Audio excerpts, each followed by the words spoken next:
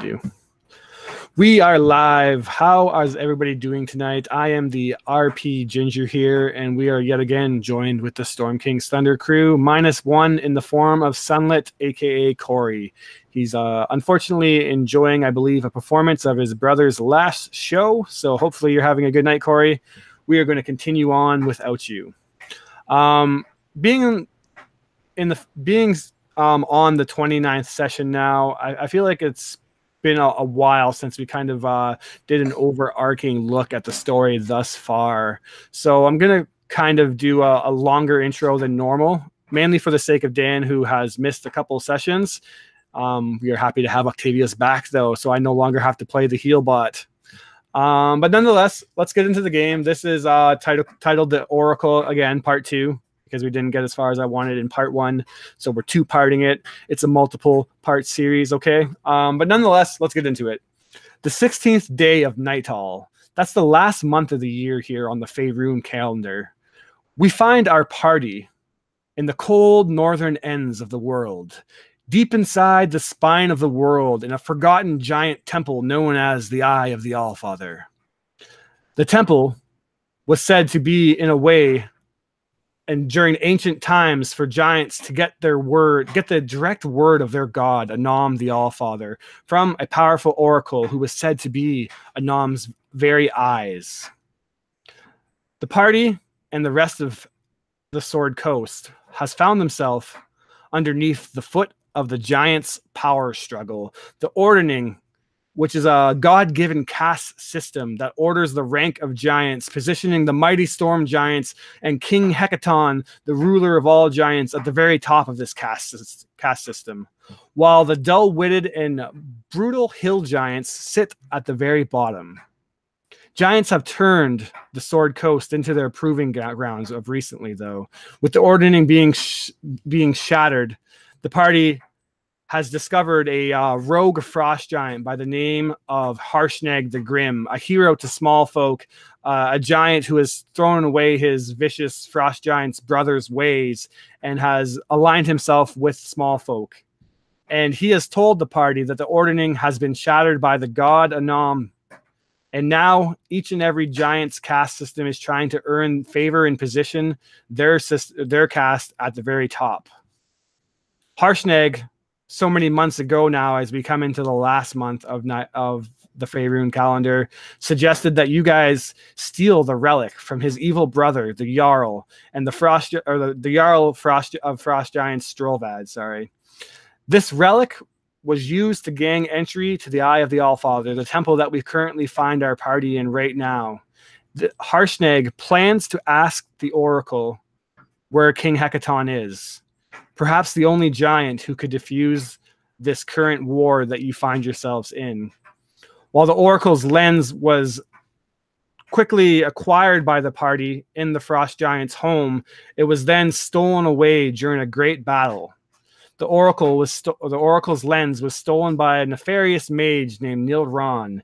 Neil Ron was discovered to be working with a mysterious group known as the Kraken Society, and he possessed Sunlit with some kind of life-withering entity that forced the party to take a detour where they were forced to reroute to a city called Luskan. In Luskan, they made some strong allies and even more stronger lurking enemies. Eventually, though, Sunlit was cured of this parasite that was inside of her body, withering her life away. And with that, the party set out back down the northern coastlines into the spine of the world, where we currently find our party now. You guys knew that you had a long road ahead of you, but for better or worse, Warrendel's hidden employer that he's kind of kept secret from the party decided to make a employee review and show up and see how Warrendel was doing. This employer that Warrendel kept hidden from the party turned out to be Klauth, one of the most infamous and powerful red dragons in all of Faerun. And he told Warrendel that this current giant war is bad for his business and that they must cut this mage off that stole the Oracle's lens and get to the Eye of the Allfather themselves. He gave Warrendel and the party his airship, along with what Warrendale would probably consider an old love interest in the form of Delphine, a girl who hates his guts in every way, shape, and form. And the party left Harshnag behind and soared away in their airship directly to the Eye of the Allfather. 3 days later, they landed at the very peak of this icy cold mountain, a land inhabitable for most life forms, and they began their descent into the temple. It's at that point that they discovered the mage Nilron trying to gain entry to this massive archway that had giant runes etched all around it. But the runes themselves, this misty door that he could not seem to pass, seemed to have had him stumped. The party was discovered and a great battle commenced where the room's gravity shifted and the party and the all inhabitants in the room fell towards the ceiling and began their fight on top of the ceiling. Nilron was slayed, but they were no closer to figuring out where this oracle is hidden away in this temple. And that is where we currently pick up. I'm going to screen share the map since I just realized that Dan isn't here. And I'll even screen share your character sheet, Dan, because that's how good of a guy I am. And that is kind of where we pick up, is you guys are currently wandering around trying to figure out how to find this oracle's lens. So, go ahead. So are we backtracking a little bit? Because I believe we did explore the southern room. Yeah, no, we're not backtracking. Sorry, I just left that out of the recap. Down here, you found a great feasting hall where a Remmerhaz was currently wrapped around one of the giant statues in the room's battle axe. Remembering how treacherous of a fight a baby Remmerhaz was, the party was reluctant to disturb a fully grown adult Remmerhaz. So you guys backpedaled to this room. And for you, Dan, who is technically seeing this room for the first time, but obviously your character knows what it is, it's an absolutely enormous kind of cathedral. In the center of it is a statue 80 feet tall of Anam, the Allfather, who is a faceless, hooded, robed individual. And standing around him is 6 of the stone giant, or the giant's own individual gods. Each caste system has a giant which they believe as like a demigod, and each one is kind of positioned around worshiping Anam. You have the stone giants, the frost giants, the hill giants, etc.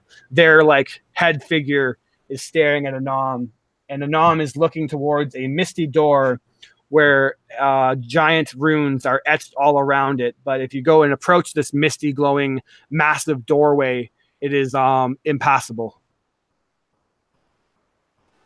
Has anyone already searched the statue of Anon? Search it like closely. Not necessarily. There was a phrase written in giant in front of him, and it basically loosely translated to, in order to speak to the oracle, you must present, and then the word kind of like is lost in translation, and it's like present your strength or your faith or like weapon or something. Okay. And then we browsed through them, but didn't get too much further. Okay. Yeah, well, if we're in this, Octavius is listening to his group, he will take a closer look at the statue. Now, wasn't a couple of them missing their weapons, and like there was the spear or javelin or whatever off to the side? Yeah, so Nilron had ripped away the spear of, I'm trying to remember who it was now. The cloud giant, I believe. Let me just actually double check before I start giving you guys wrong information, because this is kind of important. Let me pull it up here. So who has the spear? Yes, it was the cloud giant, and the cloud giant's demigod or figure's name is Menor. And Nilron took that spear and jammed it into one of the giant runes etched around the archway. And after that happened, the gravity in the room seemed to shift. And the rune itself grew this nemesis, or this like ominous red, whereas normally they sit at this kind of gentle bluish green hue. And also missing is Thrim's, the frost giant's great axe. Although you have seen the Remmerhaz currently wrapped around the great axe in the room below. And that, I believe, catches you up, Dan, with all that you've missed. Very cool. Octavius would look to the group. You know, I'm sure that this is going to be a little bit out of what we've already been doing, but you know, wouldn't it be a good idea possibly to move all the weapons from all of these idols into the doorway if there's slots for them? Bjornhilda looks at you, the barbarian warrior that now serves Sunlit, and she says, "Those weapons, they must weigh at least 500 or more pounds. Individually, I think we will struggle, but maybe together." I mean, I'm happy to help, but yeah, those look heavy. Yeah, each statue, Dan, is like 60 feet high and made of pure stone, and even the weapons themselves seem to be made of stone, although not impossible if everyone works together to lift them for sure. How was the sorcerer able to move the javelin and the great axe then? You don't know if he moved the great axe, but he used telekinesis, a powerful spell, to lift the spear.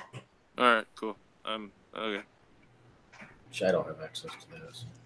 And I can show you a picture of the runes on the archway. And since you speak giant, Octavius, I'm going to even give you the version that is translated. So these are the runes that you kind of see. And they roughly translate to hill, cloud, fire, and stone, storm, and whatever one I just missed. I can't remember. I lost track there.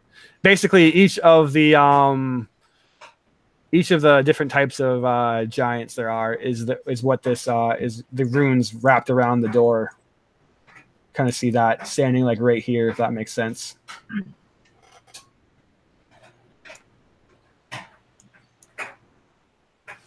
See, I'm assuming when Nilrand used that spear to hit whatever ruin it was, that it wasn't correct, being the ominous reddish glow and the reversal of gravity, sort of a trap aspect. So that's the way at least Warren was looking at it.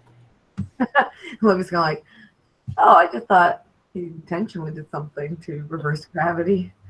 It was... Yeah, he was caught off guard by it too. You guys remember that during the fight, that he had to cast Featherfall when he was suddenly surprised. And then when I killed him, it didn't dissipate anyway, so... Also true.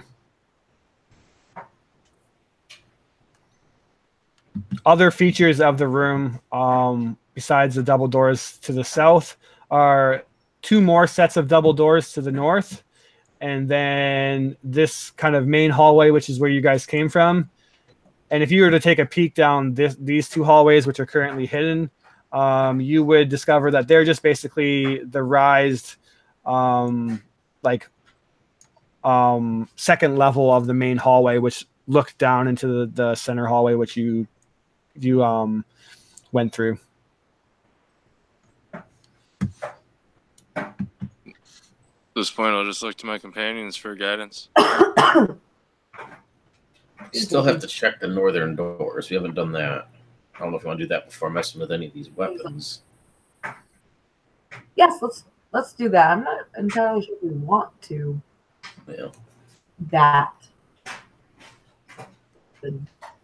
All right. So, which door do you want to go to? Let's say the left or the right? Right. Right door. Now, as an individual, it actually takes a check to open the door itself. But I'm going to say as a party that you guys can all work together to just push it open, and that way we don't have to be stumped by a door, because that's never that fun. What this opens up to is another kind of, let me just reveal it here. And then click this, and basically it leads to a alcove with, where that star is, a giant statue of a stone giant. And it's just kind of standing there with its arms out like it's ready to catch something towards the north. And you see on your immediate right these absolutely enormous frozen stairs that seem to lead up and then lead to like a causeway and then wrap up to another set of stairs. I look safe, guys.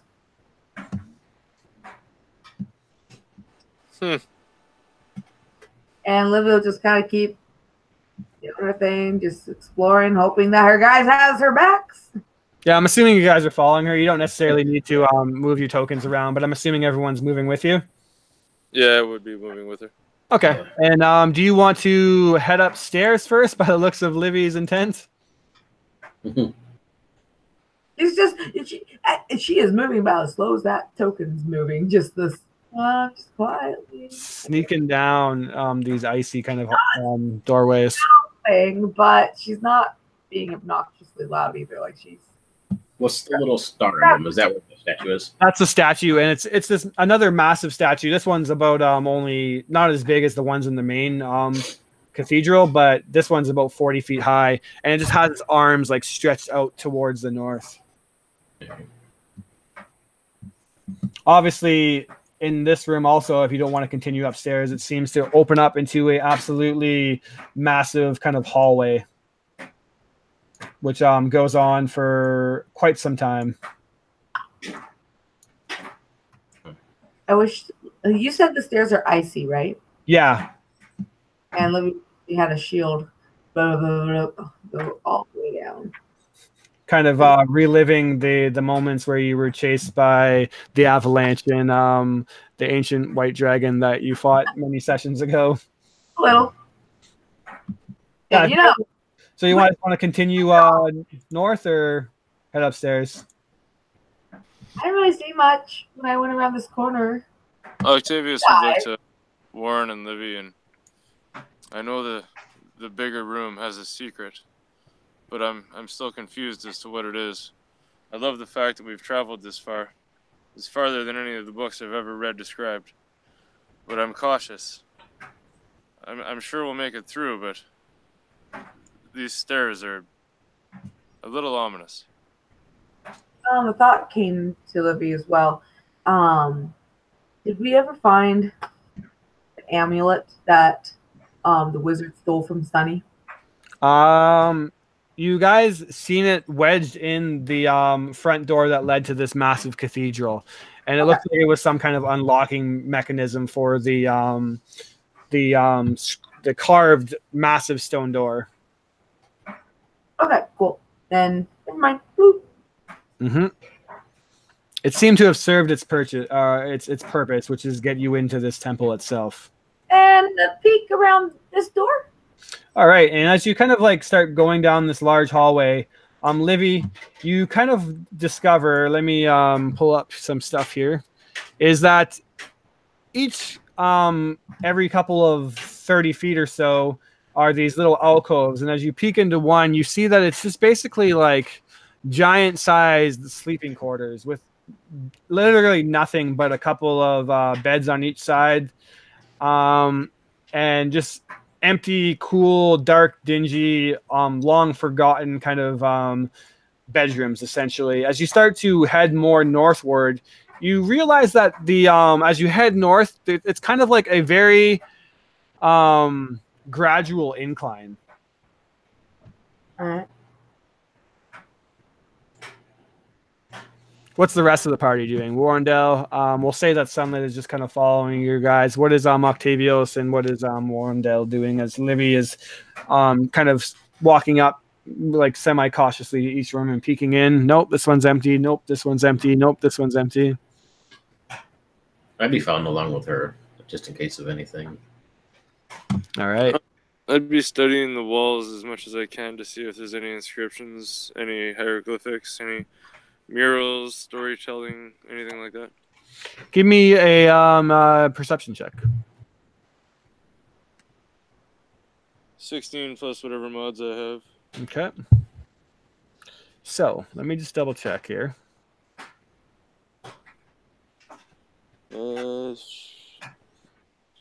That's 19. Yeah, 16 plus 3, and I think your it's a pretty high check.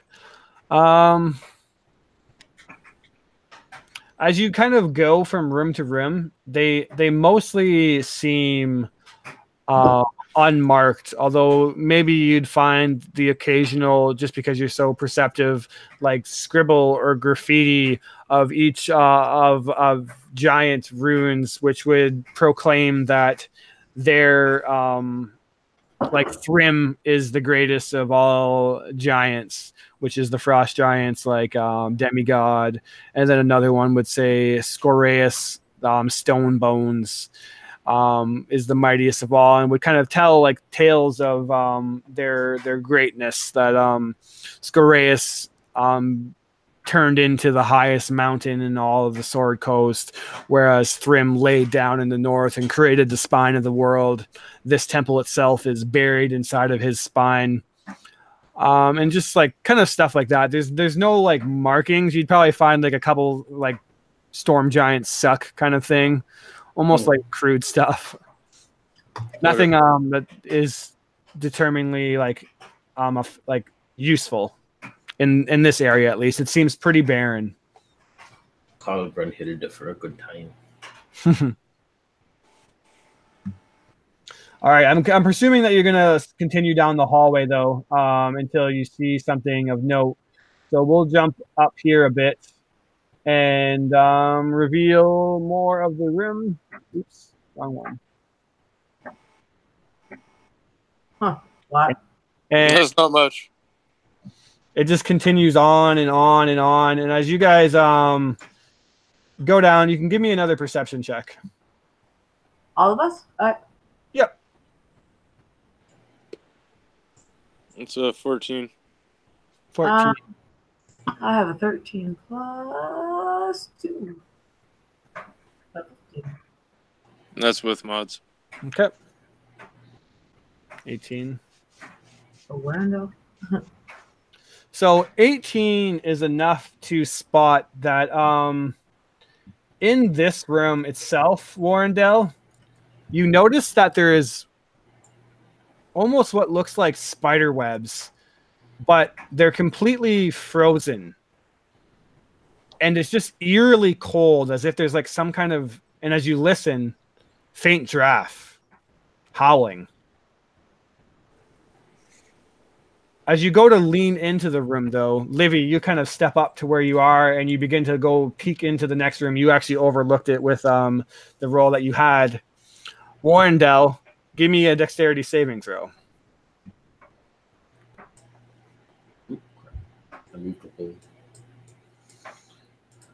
Oh, dexterity.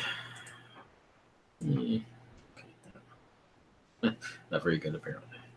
4. Okay, yeah, that's not very good at all.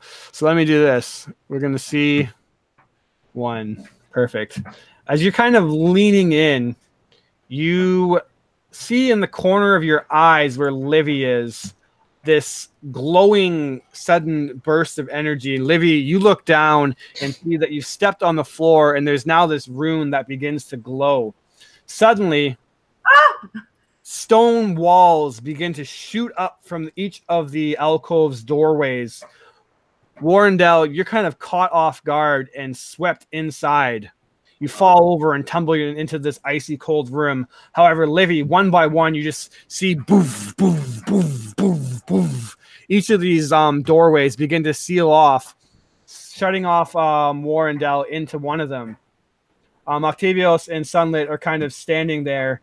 And then to make matters worse, Livy, at the end of the hallway, basically what's seemingly phasing into existence out of the northern wall is this absolutely enormous stone boulder. And it begins to, oops, stop it. Indiana Jones, eh?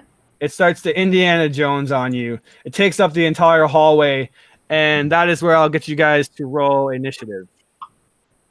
Okay.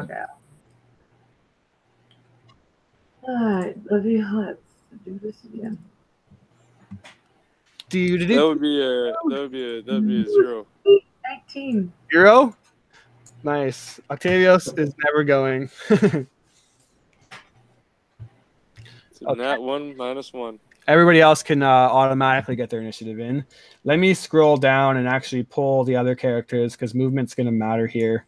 I wish there was a much easier way to do this, but there unfortunately is not. At least not that I know of. I'm sure there actually is, but I am not the most proficient with Fantasy Grounds, even though it's all I use. So we'll slowly drag these guys up here because movement will kind of matter in this fun little issue. I'm going to imagine that you guys were all kind of near each other. And let's kick it off.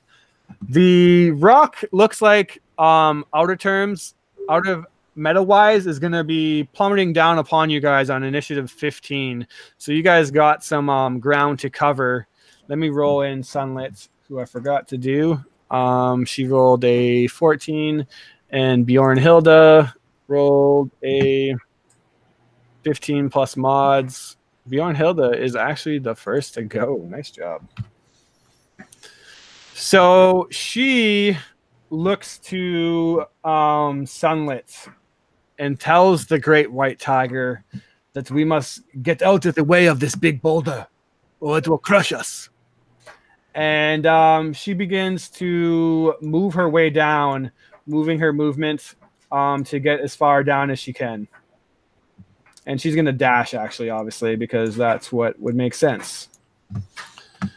Next up in the initiative would be Sunlit, who is exceptionally good at moving. I don't really know how much crazy-ass character can move, but I remember him saying that he can cover over 100 feet. So I'm going to say that he is going to do just that and move 100 feet down the hallway, moving like a cat who just got scared by a cucumber or something, whatever the hell scares cats. I think I've seen a video where a cute cat got scared by a cucumber. So that's what comes to my mind.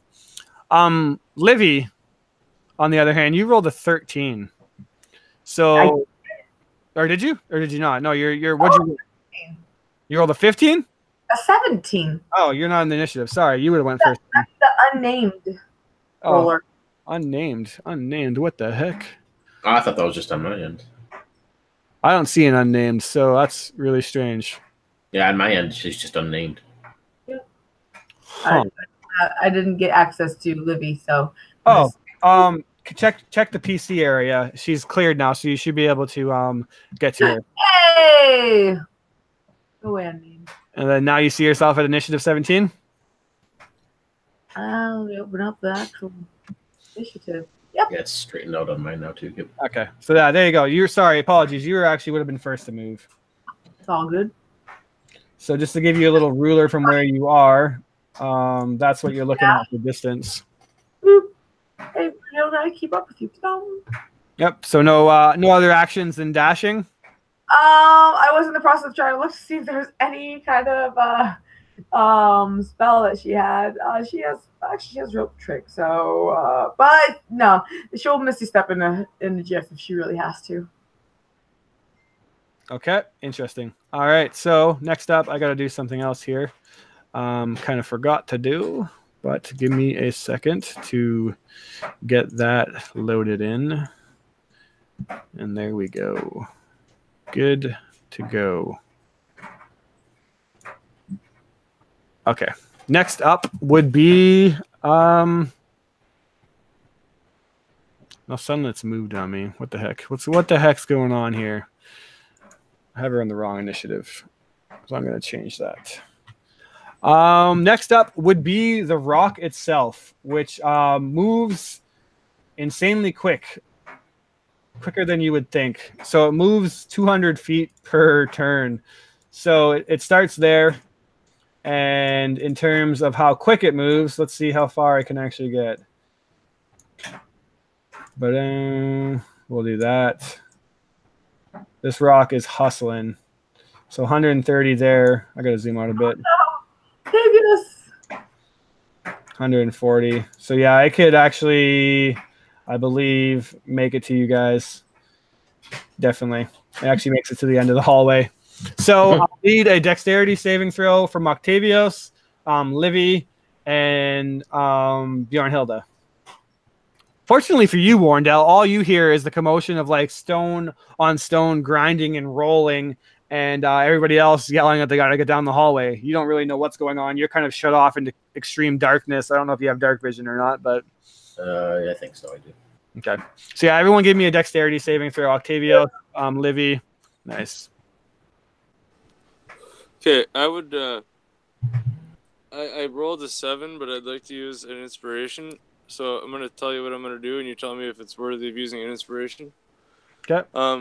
With my heavy armor on and my trusty hammer in hand, I'm gonna do my best to see if I can block or stop the rolling of the stone with either my hammer or my body to try to save the people down the hallway.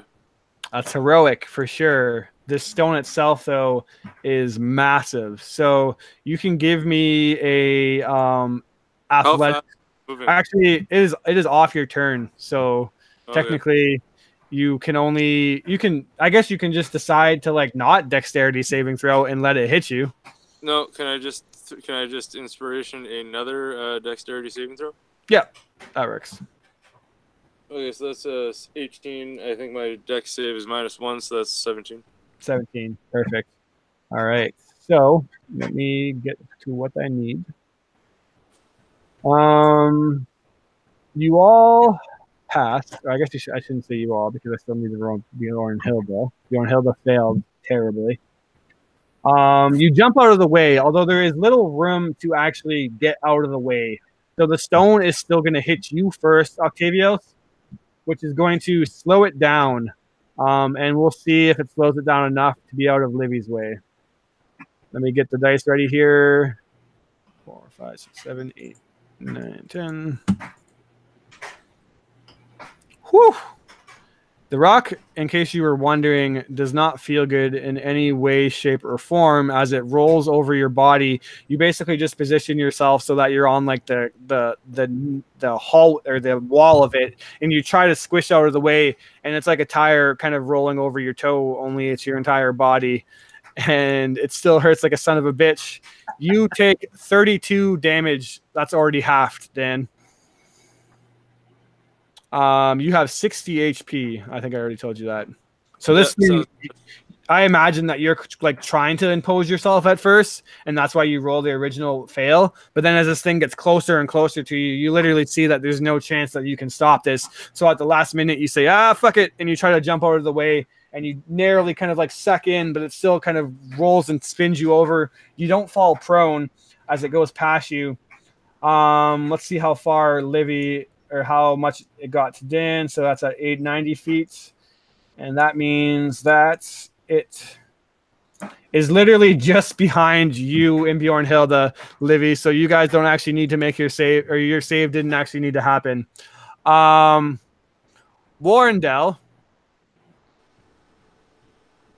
you are now in this room. Do you have dark vision? Did you confirm? 30 feet or whatever it is, yeah. 30 feet? Okay. Give me a perception check at disadvantage, because your turn is now up.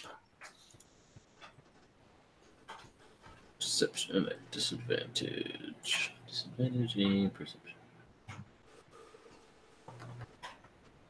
Oof. Man, I don't think I rolled over 5 yet. That's not going to help you that much. So you hear at the last moment, too late, that you're not in the room alone.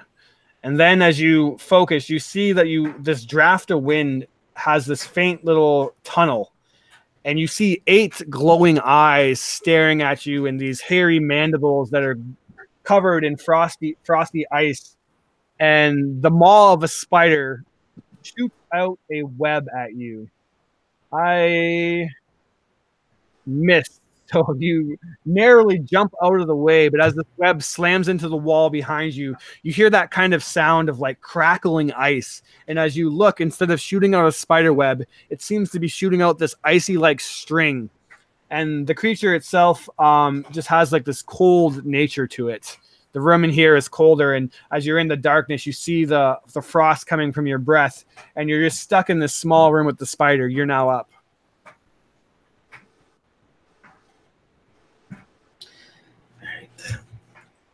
I heard the stone rumble past outside, I assume, too, right? Yeah, I imagine you need to be pretty deaf to not hear this massive thing rolling down, which is now like right behind Livy. I'll back up as much as I can get against this frozen door-like thing that's kind of blocking me off from the outside back to that, so this creature stays up in front of me. A little sparkish of a bluish-colored light forms in one hand and one in the other. I'm just gonna use a firebolt, just a basic cantrip. I dig it. My sheet is really slow, so give me just a second. Yeah, no worries. It's loading. Let's see. Let's see if I can get above a 5. Hey, that's a hit. So go ahead and do your damage. Holy, that hurts. Yeah, you roast this thing incredibly bad, and you see that it kind of melts away all the ice and frozen bits of whatever the fuck this thing was munching on's mandibles, and it rears up and lets out like this horrifying shriek, and you see that 2 of its front legs are kind of burnt off as you critically injure this thing in one single strike. Still hate spiders. Yeah, I've used all my things, so that's all I can do. That's all you do. All right. Octavios, you are picking yourself up off the wall as you see them kind of like squished into it momentarily. And then you look behind you, and now all you see is a boulder instead of where your friends are. And you probably hear like the sounds of Livy and Bjornhilde huffing it and just like, it's getting closer. Is there a wall blocking where Warrendale was trapped? Every single one of these doorways are sealed off by this wall of ice now, which is not transparent. It's like an opaque, like thick wall of ice. Octavius will hold his hammer high.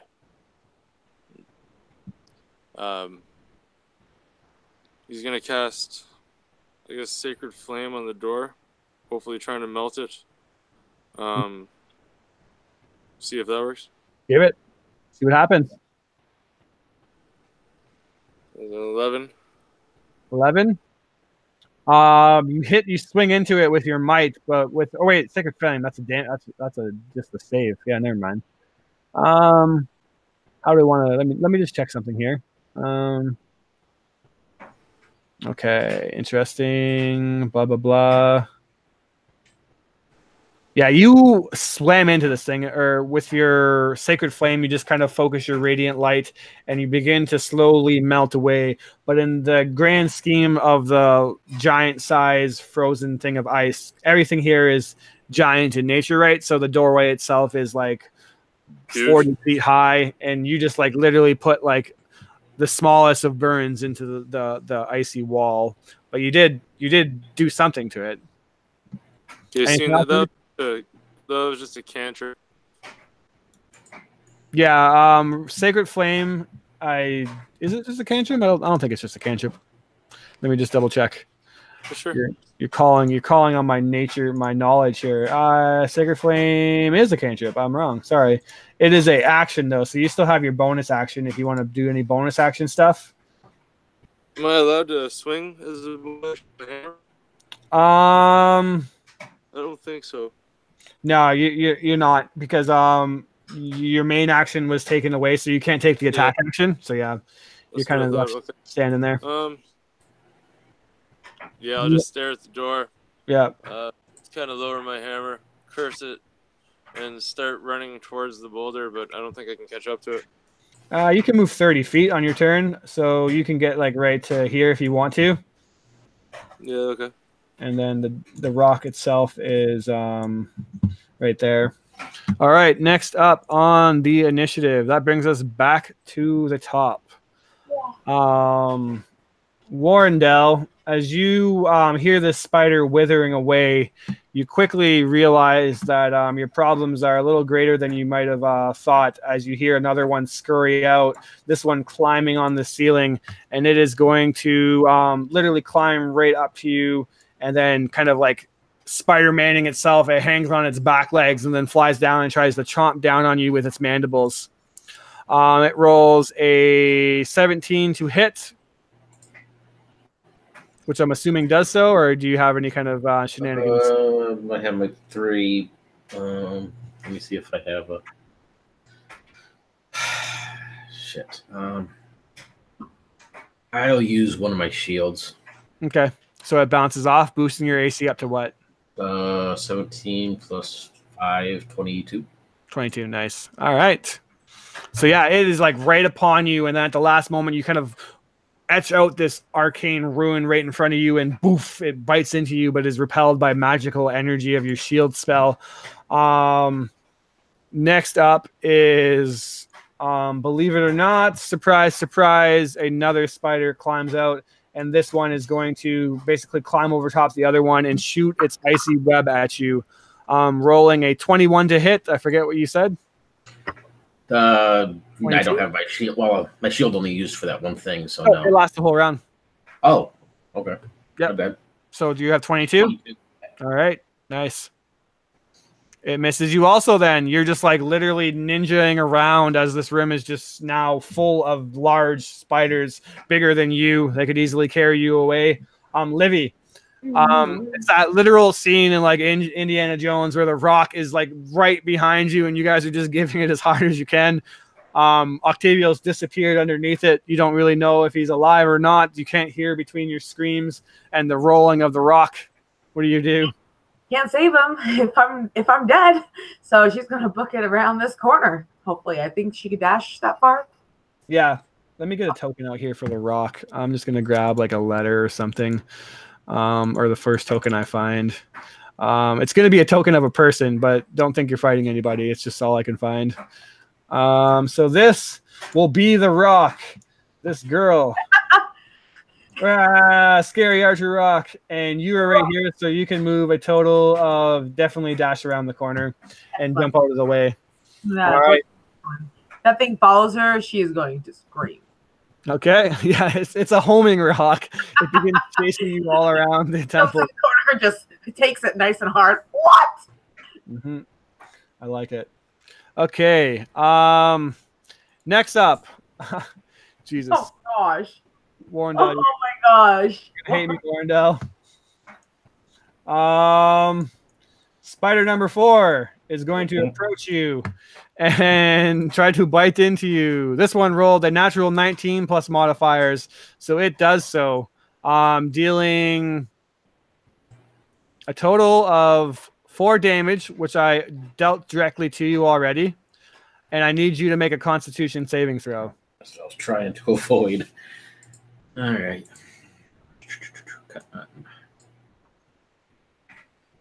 15. You're good. As this thing bites into you, it's like jumping into icy cold water. It instantly like sucks away your breath, and you just literally like momentarily like paralyzed against the wall. And you look at this thing, and it begins to like climb its legs around you and put its damn it, I forgot spider anatomy. What the hell is the thing on its back called? The thorax or whatever? Thorax. Yeah, it begins to like spin a web around your legs, but then you snap out of it and you feel like this ice kind of break off your skin and you jump out of the way, not being paralyzed by this thing. Bjornhilda will huff it as fast as she can and jump around the corner. Sunlet's waiting around the corner already like, hey, what's taking you guys so long? This rock moves awfully slow. And next up is the rock on initiative 15. It comes rolling down with tremendous speed and slams into the hands of this stone giant that was ready to catch something. It now becomes apparent what this thing was ready to catch. And the ground around you guys all kind of just explodes this cloud of misty snow and ice. And the loud bang and thunderous kind of clap of the stone into its hand. And then you begin to hear the stone itself grind as the stone giant begins to animate. And then it grabs onto the rock and begins to roll it back up slowly. You hear it grinding. And it begins to slowly head towards Octavio. So I just seen your look of unimpressedness, Stan. Sorry, I have to laugh at it. Spider number 2, which was the very first one to start this ambush, is I can't help but notice there's this big radius around the spiders. Warren, yeah, I'm measuring a few things. Don't worry. Anything to do with that? Yeah. It is going to try to. Which one is it? Spider. I just don't know how to get rid of the radius now that I made it there. Double click again. Or wait, how do you get rid of it? Let me see. Let me see here. Nope, I got it. You got it. Okay, no worries. You could have kept it there anyways. It's cool that I can see that now. They must have did an update because before I couldn't see what you guys were doing. It is going to try to first recharge its web attack. It does not. So with no web attack, it is going to clamber on over to you and chomp down. This is the last turn of your shield, but it rolled a 23 to hit. So unfortunately, it is going to bite you again. This time doing a much more damaging bite, as there's now 3 of these massive creatures. There's literally no room for you to grow. So you're kind of cornered into this wall, and they're all snapping around you, biting. Give me another Constitution saving throw.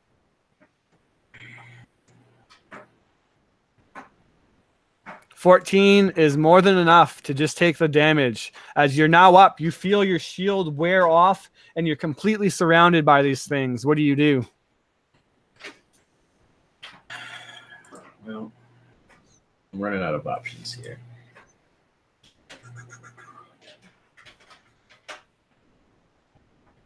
All right. The ground will sort of quake a little bit. You can see these ripples of energy, even this ice in this room. The walls, everything, it's almost like a sound wave, just ripples around. I have a thunder wave, which is a 15-foot radius, so it'll catch everything in there. Yep. I don't know if they just got to make a con save DC 17 for half damage. Let's see here. Fail. Succeed. Fail. Fail. So only spider number 2 succeeded its save. So go ahead and roll your damage, and I'll do so appropriately. Okay. All right. So let's deal this damage to the spiders. And describe what that looks like as you basically bloody the 3 spiders that you haven't hit yet. And then spider number 2, I believe, is, yes, killed. So you kill 1 and badly injure 3. What does it look like? They also get pushed 10 feet back. Not that it matters. Nice. Even better. They're all slammed into the wall. Yeah, you can see the ground ripple a little bit. It just looks like that sort of wave, that heat wave in the air. Electricity sort of sparkles along his body. I'm just going to make this huge clapping sort of sound. It just radiates off of this room. Those of you outside could probably hear this echoing as it sort of emanates from this chamber. Being that that's using up a good chunk of what I have left, I'm going to sort of drop down to one knee a little bit, trying to catch my breath and look up at these things. You can see the spark of bluish in his eyes starting to fade a little bit, though. Excellent. I forgot that you guys had a massive fight before and didn't get the long rest yet. All right. That makes it fun for you. Next up is Octavios. You thought you were out of the thick of it as you survived the initial roll of the stone, but now you see that it's slowly, this time not as menacingly, but is inevitably being pushed back up the hill, and there's really like no way to get out of the way. So what are you doing?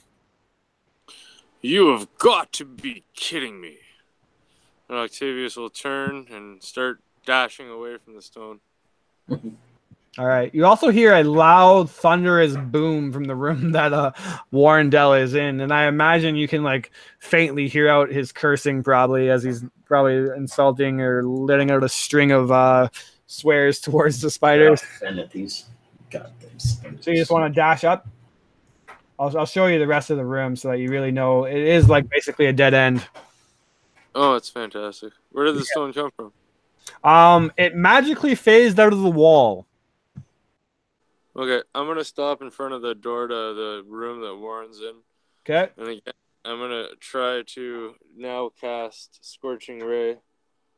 I believe I have a level 2 spell of Scorching Ray. I'm going to try to cast that at a door and try to burrow a tunnel of heat through the ice door to Warrendale. Okay, cool. So I'm not going to make you roll to hit, so you can just do your damage, and you do 3 rays of damage, each doing 2d6 of fire. 2d6 each? Yep. The door actually does one's... have health. 8, 6, 14. 22 all day. 22 all day. All right. So, you know that you're like slowly kind of melting it away, but again, I would say you're roughly around halfway there. As you just boof, let out this scorching ray of fire, let out another one. You're just kind of grunting now as you're shooting off. Heat's now kind of exploding around you, and it's that weird sensation of like once your spell is done, it instantly gets like chilly, and you're kind of like sweating. But then again, you shoot out another one that illuminates the room, giving you momentary heat. But that never-ending drone of the grinding stone inches closer and closer towards you. Attack of the ice spiders. They are going to pick themselves up. Warrendell, not ready to call it quits yet. This one is going to lunge at you, attacking, rolling a 11 to hit. I'm assuming misses you. You're muted, but I'm assuming you nodded. Probably I was out of page, but yeah, my AC 16 at the moment. Nonetheless, spider number 3 recharges his web attack and shoots it at you for a 24 to hit. I'm assuming, or I know I'm not assuming that even your shield can't help you out. So you're now pinned against the wall, and or basically this icy web just kind of cocoons you. And that spider, if you could see happiness in the spider's 8 eyes, that one looks proud of itself. Livy, you're now up as you watch this towering stone giant begin to kind of like the Roman statues holding the earth above itself. Now it's kind of pushing this massive stone ball back up towards Octavius, and you probably hear him like pounding into the side of the wall with his scorching rays. What do you do? You're muted. That's a really good question. So giant pushing the ball. Is there any room above, underneath? Because it's a sphere. Livy's kind of tiny. So if he's pushing it, since it's controlled, I'm thinking like maybe she'd like steer around, and maybe follow for the first bit, because she wouldn't necessarily know. I guess you said that she would hear that Tavios is burning or whatever. Look around. You do see that there is like a gap between the ceiling and the ball itself. Although the ball is 20 feet high, so it's a pretty big stone. And I guess, sorry, one final question. How fast is the giant going? Like, does it look like by the time he would next round, like in like a few seconds, will he be where? You don't really know where Octavius is, but it seems to be moving about 30 feet a turn. 30. So 30 would be here-ish. Okay, then. So I think what Livy's going to do, since she has technically a line of sight, is Misty Step. Okay, cool. You're gonna Misty Step in front of it? Yeah. Cool.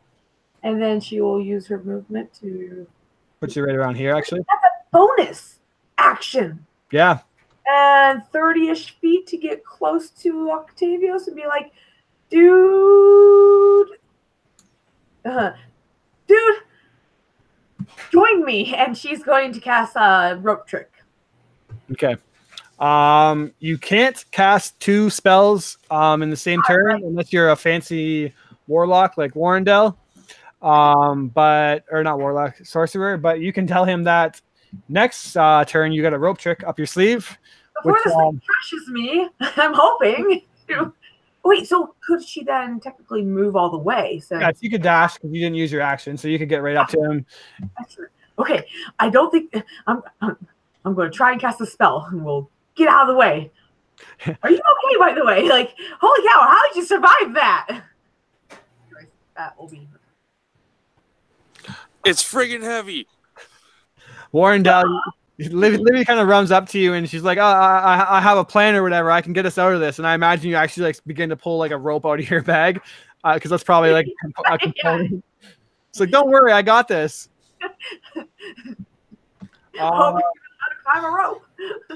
Next up, another ice spider. And with you being restrained, Mr. Warrendell, it is going to walk up to you. And I gotta look up restraint. I always forget. Do I get advantage? I can literally never remember for some reason. And it's such an easy rule to remember. Luckily, with Fantasy Grounds, I can look this up fairly quickly. I'm not sure if it does anything on my end either. Yeah. Conditions. I never remember. I don't know why I can never remember this. Restraint. You have 0 speed. Attack rolls against. You have advantage and you have disadvantage. Yeah. So it is going to bite into you with advantage. Well, let's do that. It rolls. I apologize. A natural 20. All right. Okay. Let's 13 more damage, but I did not drive that on you. I can update your character sheet though. Put you at 30 health. So you're badly in shape now. And give me another Constitution saving throw. You save it again, but you're still restrained. So this thing bites into you now, and it actually begins to pick you up in its mouth. And essentially, it now has you in its mouth, and it's going to begin to walk towards the cold, icy tunnel with you. Next up is Bjorn Hilda. She looks to Sunlit and asks her, like, what should we do next? And I imagine Sunlit says that we need to help our friends get back over there. And she runs over to the stone giant and says, "Stop, you foolish stone giant! You shall not crush my friends!" And she swings her axe into the side of its like Achilles tendons. I don't think I said that word right, but no one point that out. And just pung! You hear it kind of echo out as it literally does like no damage to it. But she begins to insult it. "Stop, you foolish statue!" Sunlit will... I don't really know what the hell Sunlit will do. To be honest, does she have any crazy kind of spells or anything? I don't think she does. We'll make an acrobatics check and start to climb up the statue itself and see if she can kind of hamper it in any way. Let's do a quick acrobatics check. She natural 20. So yeah, she like parkours up the statue and is now on its hands and is going to try to like start punching its hands off or something. Warrendell, you're restrained. So if you want to break out, you need to use your action to break out with a strength check. Or if you have some tricky sorcerer things up your sleeve, now would be the time to probably do it. Options.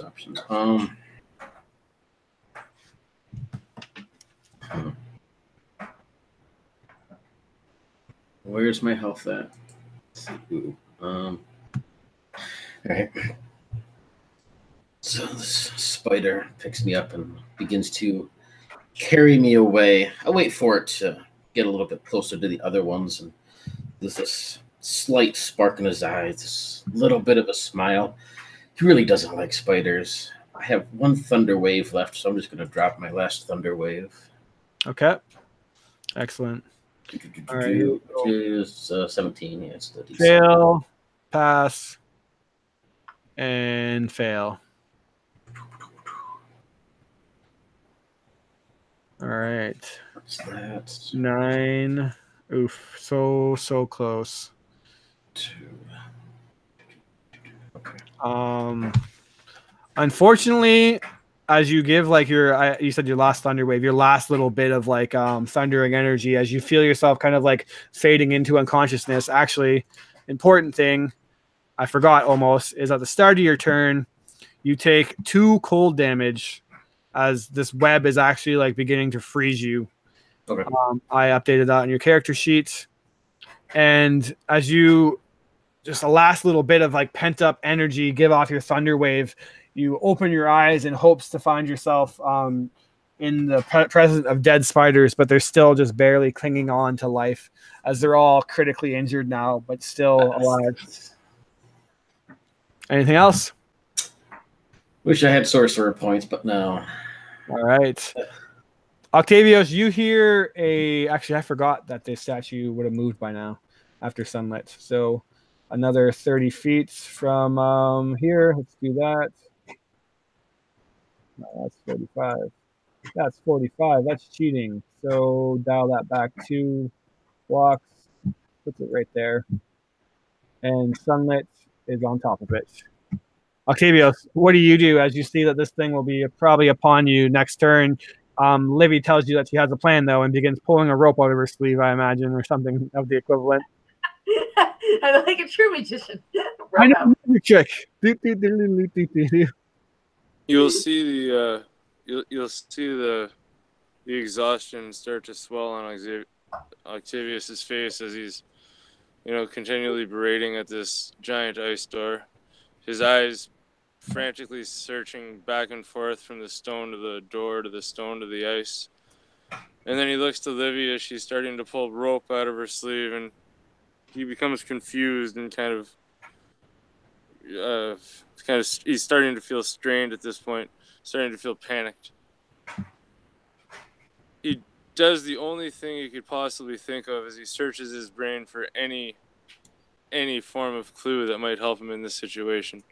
And he remembers reading one time that high-pitched noises can crack ice.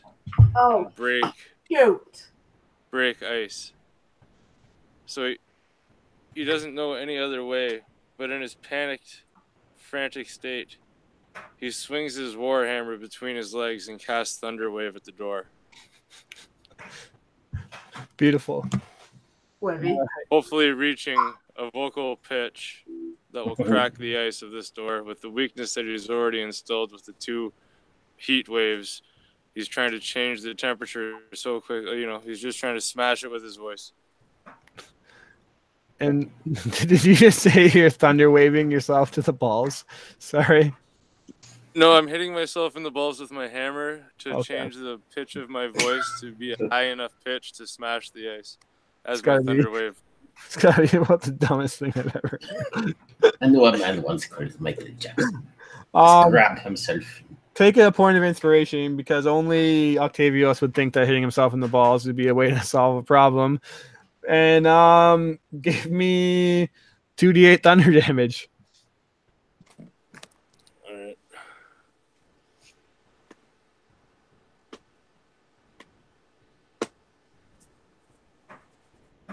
Seven. You get to levels that Michael Jackson dreams that he could have achieved, but as your voice rings out in a squealing pain, 7 damage, unfortunately, is not enough to finish it off. But you do have another point of inspiration. Does it at least fucking crack, man? It cracks, yes.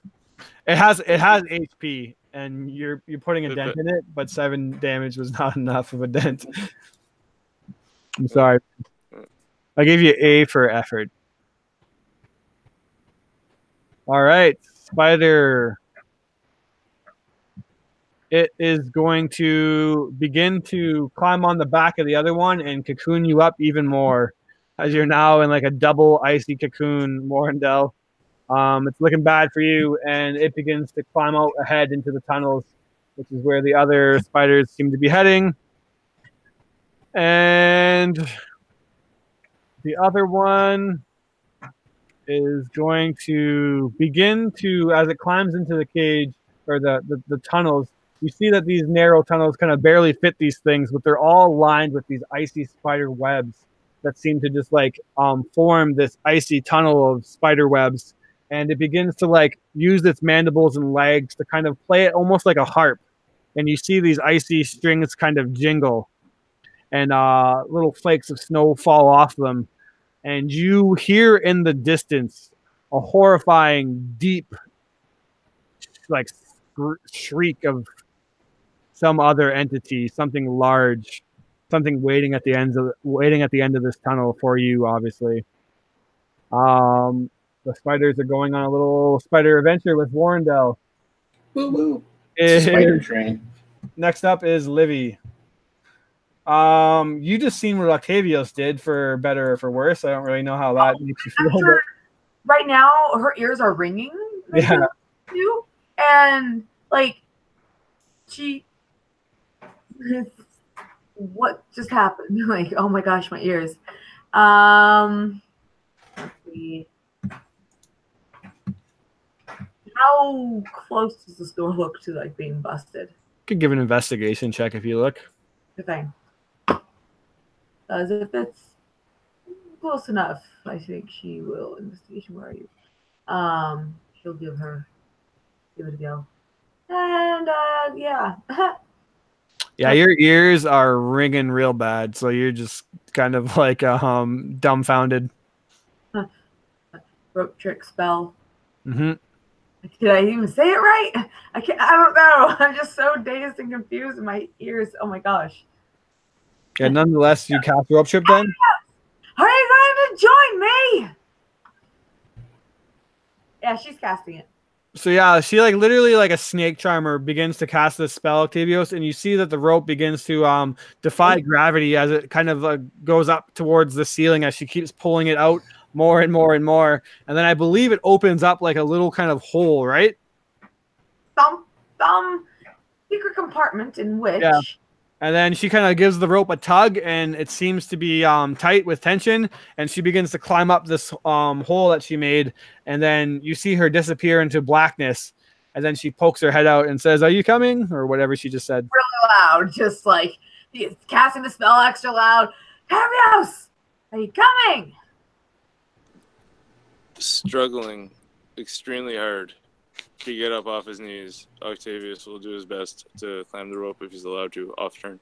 Yeah, off turn, no, but you'll be able to do it before the rock goes again. So next up is the spider, who is going to use its movement to climb into the tunnel further. And that's the one that has you, Warrendale. So you're along for a ride. Bjornhilda chases after. She's kind of like lining with it, but she doesn't really know what to do in this situation.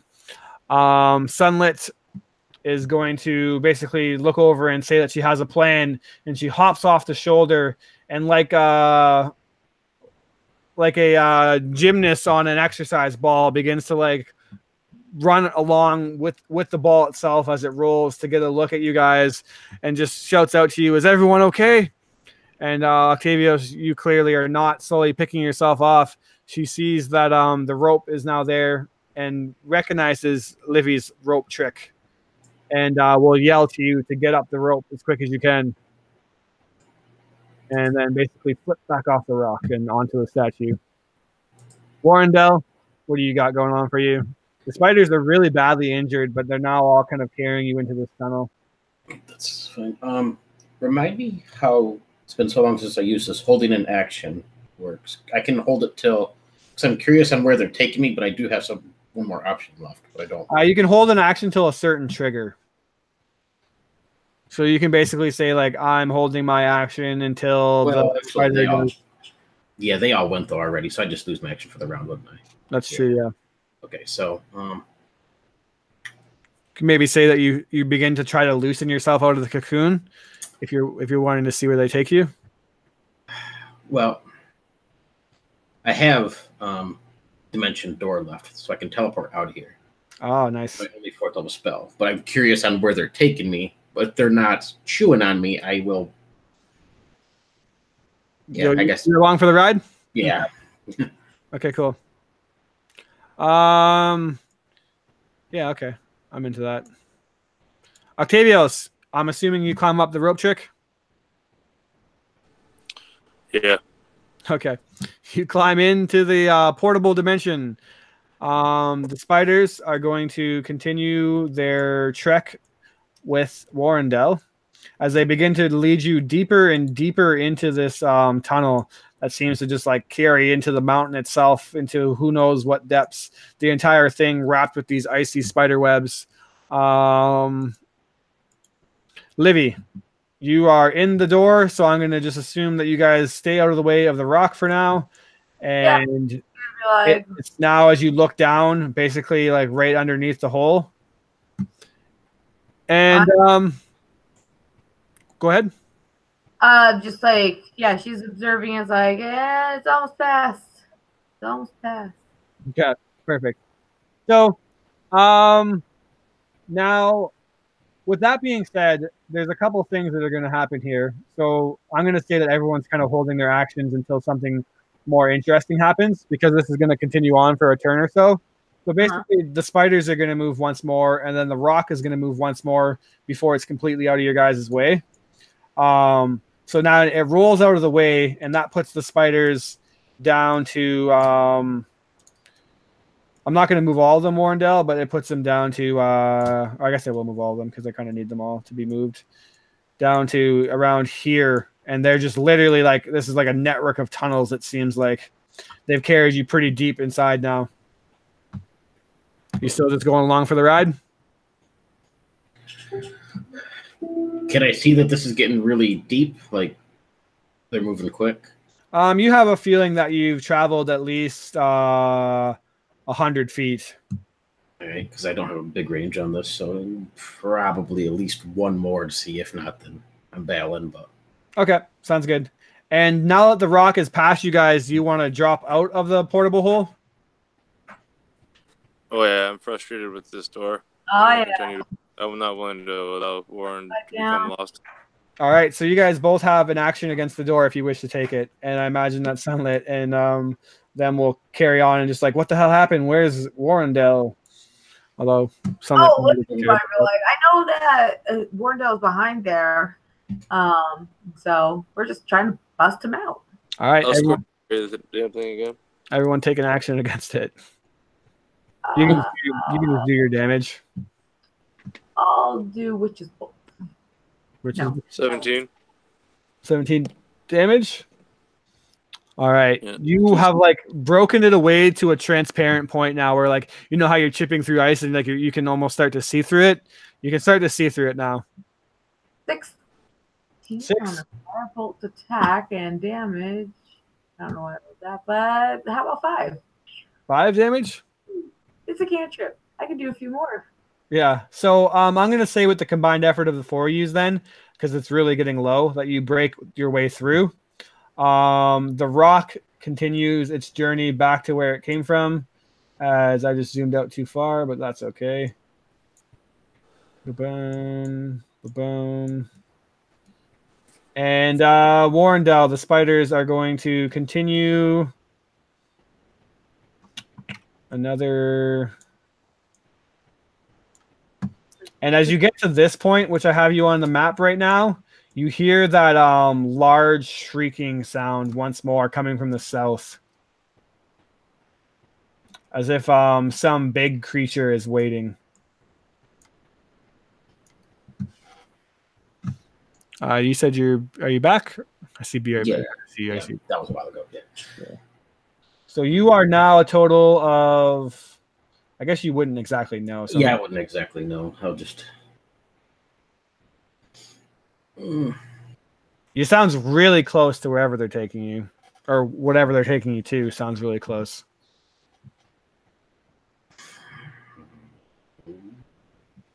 It also, I should mention, is getting much, much colder.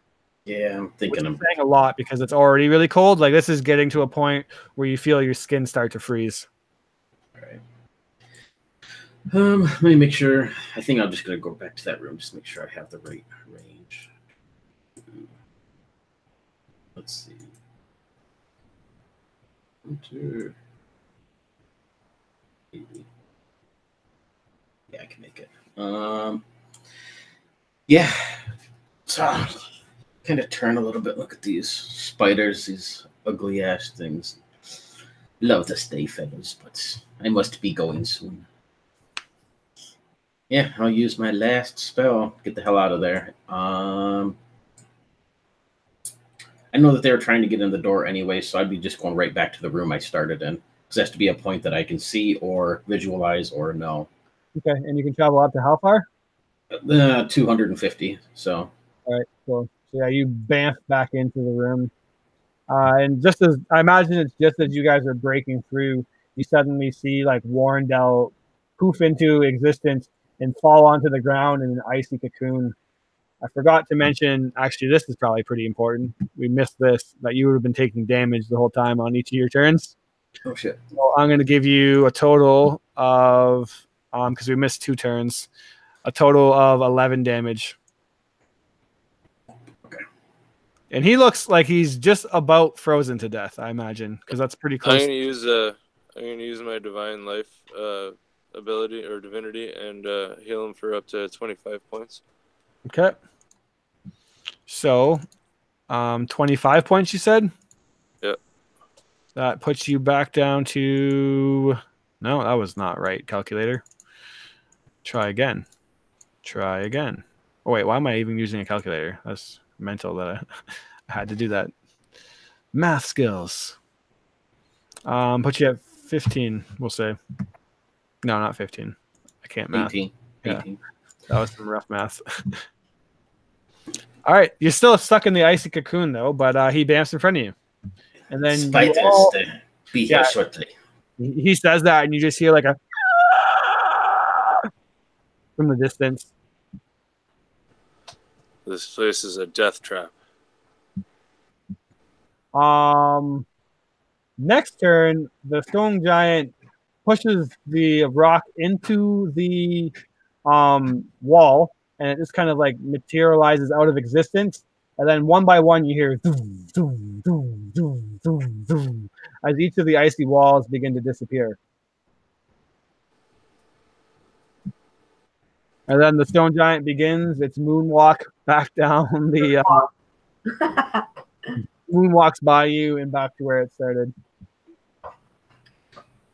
These spiders, they be here shortly. We need to either kill them or get the hell out of here. Ugly ass bastards. Be careful where you step, though. I think there was a trip up there. Anyways, yes, we should. Agreed.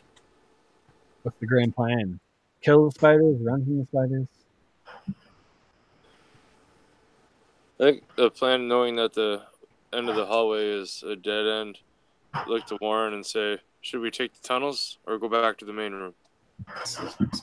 I have no magic left. I need to rest or get out of here or figure out what to do next. I don't recommend we stay.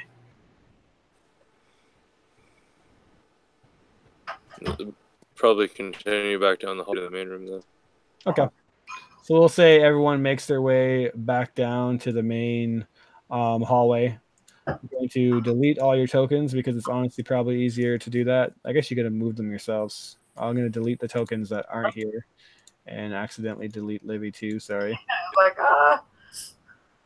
Livy, you're dead now. Sorry. About your luck. Not again.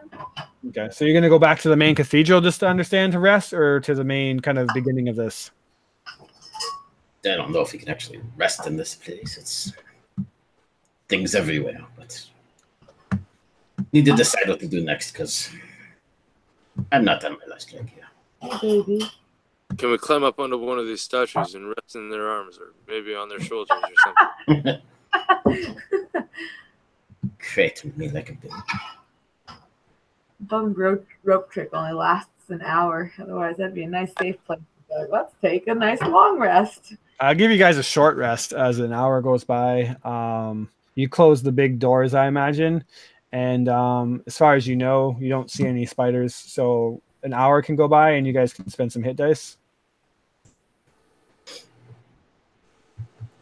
And then as an hour passes, you're obviously like really cold. It is very, very far below zero in this area, below freezing. So what is the plan? Do you guys want to try to long rest? You know that there's a Remmerhaz to the south and icy spiders to the north. You know that Harshnag is still probably a few days away from being here as you guys like fast traveled in the airship. If we just sleep those few days until he's here, because obviously nothing bad's going to happen. Mm-hmm. One thing that I will remind you, because actually everyone give me just a base intellect check. What, sir? Intelligence. Just recalling. Ooh, 19. What does Livy remember? 13. I got 16. Well, for some reason it didn't pop up. But... So yeah, you guys remember Nilran in the battle mentioning that he's waiting for somebody. So you suspect that he'll have some form of reinforcements eventually. So you kind of know you're on a time restraint here also. Were we able to recover anything off Neuron's? Off his body? I believe Warrendale got himself a nice wand of fireballs. Nothing else really. He turned to powder as I believe you lightning bolted him to death by a very large margin. So he was like disintegrated basically. We need to figure out these gates and how to get beyond there. I don't think there's much to the north or south besides death. So just as a reminder, we came to the Allfather because we were trying to get that medallion back and some revenge on Nilron. We've completed those things. Nilron's dead. We know where the token majigger is. Why else are we here then? If I could be reminded. Because if those things have been accomplished, do we really want to stick around to tamper with the door for the reinforcements to return? Well, my buddy there with the airship wanted us to speak to the Allfather or get information on what was going on. Thank you. Which, I mean, he's a nice guy and all, but try not to double cross. Oh, yeah, no. I was just trying to, in my head going like, okay, those two things I remember. What else are we doing here? Like, why are we wandering around? But cool. Anyways.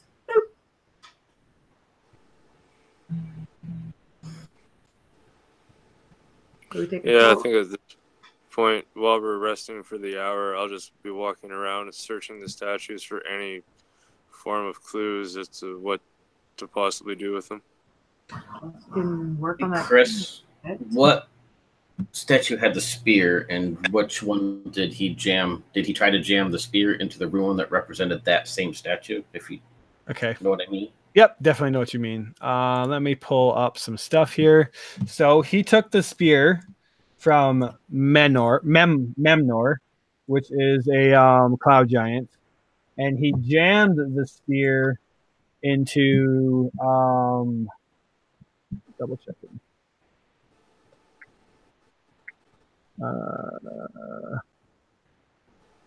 Where is it? Jam the spear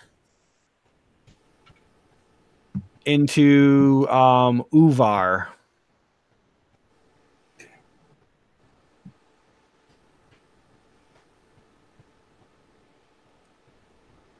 What is the weapon of the statue beside that character? So it goes. Let me just get here because it's a lot of information I'm juggling. It goes Memnor right here. Next to Memnor is Surtor, who is a fire giant, and he has an iron greatsword. Next to him is Grolantor, who is a hill giant with a bone club. And way up here is Stromnus, who is a storm giant with an adamantium trident. Next to him is Thrym with a missing weapon. And next to him is Scorea Stonebones, the stone giant who has a giant stone boulder as a weapon. The runes themselves, you would know now because you've been translating these runes as you play throughout the game. Let me actually pull up the runes that you have discovered. So you know, open up. It's the police. You know that, let me see here. I'm trying to remember the words myself. Uvar means stone or storm. You know that Stein means stone. Ice means ice, obviously. Sky is cloud. Hog is hill. And Uvar is... Why can't I find that one? It's obviously the one that is missing, though. So who did I say? Uvar would mean not fire. Stone, yeah. Must be stone. But if you could perhaps Nilrand was onto something with weapons and these runes. Perhaps jamming this spear into the, what is it, the cloud giant or whatever that one down there in the bottom right corner is that matches up. Yeah. Perhaps. But if not, then we're likely to trigger a trap. So it doesn't make the most sense. All right. So if you guys want to try to pick up the spear, it is 600 pounds. So a couple of you will need to do the effort to do so. But as a party, you can. Ranhilda, you strong woman. The spear's already lodged into the rune, though, isn't it? No, it fell down afterwards. Oh. So you can kind of go ahead. What else is on the ground? The shield is on the ground as well? Maybe will help. No, sword. The axe is over here with a Remmerhaz around it, which is a monstrous or like a huge creature that you guys fought in the Northlands before, but it was just a baby Remmerhaz. Okay. This one's full grown. I don't think we could take the beast rates now. So you can pick it up, and which rune do you want to put the cloud giant's spear into? And let me pull up the runes again. I lost it on myself. Here we go.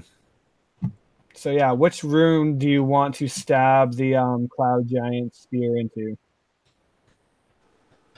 Warren will point to the sky one. I assume this would be the best one. If I'm correct, it should be in concert with the cloud giants. But again, if incorrect, then we're likely to trigger a trap, and well, that sucks. Well, we know there's storm giants. But that's what they saw Nilrand do. Perhaps he just didn't know how to read the runes correctly and was guesstimating from his ass or something.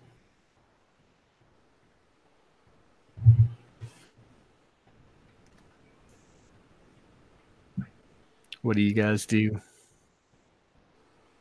Yeah, I agree with Warrendale. You're muted, Libby. I don't know how much this will help, but Libby, as she's kind of, I guess, watching you guys trying to translate and whatnot, kind of has this aha moment. She's like, oh, wait. And she casts Comprehend Languages. Beautiful. And you also understand any written language that you see. But you must be touching the surface on which the words are written. It takes about 1 minute to read 1 page of text. So she'll go over and start touching these ruins. Yeah, and you definitely translate them: hill, sky, fire, storm, stone, and ice. So if there's any questioning, boom, boom, boom. Okay? Okay.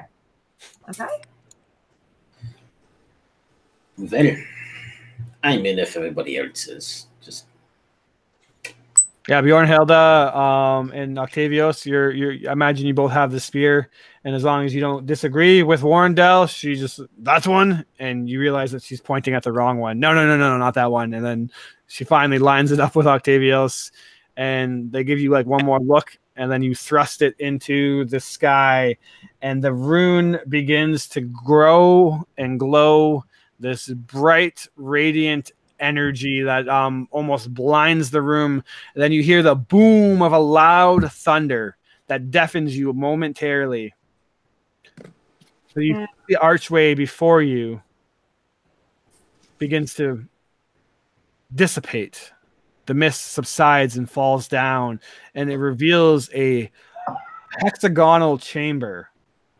The walls on this chamber rise 50 feet more before tapering into the apex of a 90-foot high ceiling. Standing in each of the corners of the room are life-size statues of each giant that was in this room before. So the giant gods, all holding a lantern. And these lanterns are glowing. They all kind of light up momentarily, one after another. as you guys step into the room, when they begin to radiate and illuminate the walls, which as you step in, you see that these walls look like you're actually traveling through space and time. You see the stars and planets and universes, and then you see a sun and a moon kind of quickly rotating around small green and blue planets. And you just literally, it's like you're kind of in like an IMAX theater with a 360 screen, and you're just like looking around, and it's as if you just stepped into space itself. As you all step into the room begins to close. The door behind you again goes to a mist. And let's take a quick 5-minute break before we go on, as I'm going to pull up some more stuff and get a drink of water, because this will be a little bit of talking. So yeah, go to the bathroom, get a drink, everybody, and we will be right back in 5 minutes. Cheers. Sounds good.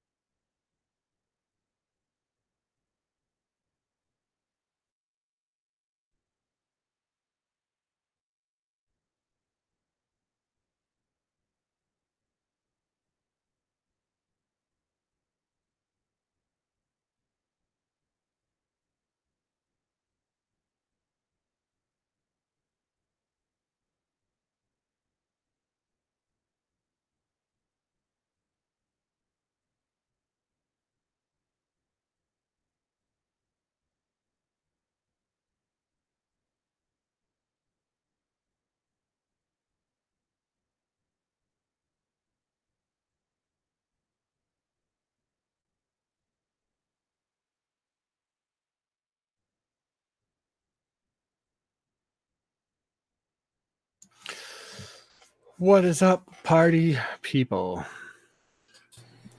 Do you know, put in the wand of fireballs, do I know how many charges it has, or do I need anything for it, or just let you know if I ever use it or anything?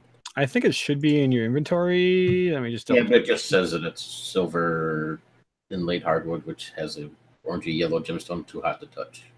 Okay, I'm interesting. not sure if I need any information on that. Let me see if it tells me more. Yeah, it does tell me more. Okay. So it has a max of 7 charges. It's currently down to 5. They recharge at dawn. You roll 1d6 plus 1. Okay. Is there a way to edit it or put in that information? I will know it, I guess. Okay, So that's you have fine. another question. Just remind me that every time that we'll probably forget, but Probably. try to remind me after every long rest that your wand will recharge. And then maybe next to it in your inventory, put how many charges you have, or does it show up in your action bar? That'd be convenient if it showed up in your action economy. There's probably a way to make it do that. Oh, I could add it to my weapons. Yeah. Yeah, I can do that. Okay. Yeah. Okay. So. What letter was the 8d6? Yeah, 8d6. 8d6, and its DC is a 15. And you can choose to expend as many charges as you want to cast it as a higher level.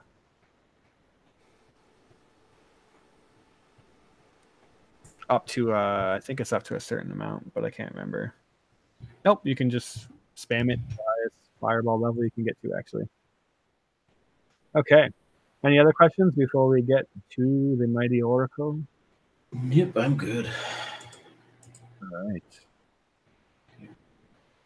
So, all enter this room, and the mist behind you begins to seal you off and pull you all into this room. And get you in the zone here. The room itself makes you feel tiny in nature, and then adding in the effect that it looks like you're floating through the galaxy, something that's probably hard to comprehend. You look and you see this sun and moon, kind of like almost like a hand on a second clock is kind of whirling around the planet. You stand in the middle, and a hooded figure suddenly appears, almost ghostly in nature. And as it looks to you, it has no face, but it speaks to you. You all hear it simultaneous in your mind, and it has this deep, thundering voice to it that's almost too loud to listen to, but you can't escape it nonetheless. And it says to you, "I am the Oracle. Eyes to the greatest of all gods, Anam the All-Father. I see all there is to be seen. Ask your questions, small folk, but know that you are invaders in this sacred place. 6 answers will be given, for you have proven your worth. Let the Oracle of Anam find truth to your question. Speak wisely, for this is the only help you will get."